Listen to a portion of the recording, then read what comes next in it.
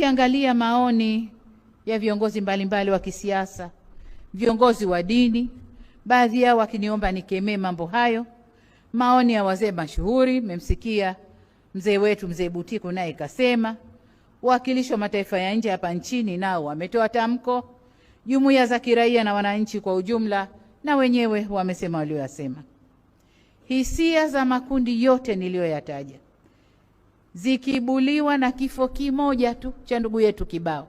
Uhai sio wa jumla, yaani Mtanzania mmoja ana thamani ile ile ya Watanzania milioni 60. Kwa hiyo kukitokeza tatizo au sitofahamu kuhusu uhai, inatupa haki ya kuacha shughuli zote na kuhoji tupate majibu. Lakini inashangaza kwamba kifo cha ndugu yetu Kibao kimeibua wimbi kubwa, kulaani, kusikitika, kulaumu, kuita serikali ya wauaji, kufanyaje. Hii sio sawa. Katika zawadi kubwa ambayo inalindwa kwa wivu mkubwa na taifa lolote ni uhai wa mtu. Kifo ni kifo. Angepotea hata mke wako usingechangamka au mume wako. Ni lazima watu tuchukue hatua. Kakikundi fulani kametengenezwa na mwanasiasa fulani kwa ajili ya faida zake za kisiasa.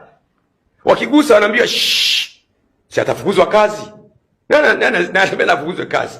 Unaacha binadamu, uhai wa binadamu sio jambo la kulinganisha na kitu chochote. Wewe mtu anapotea mtoto wa kwanza, anapotea mtoto wa pili, paka wanafikia 7. Wewe RPC, mbona watoto wako hawajapokea?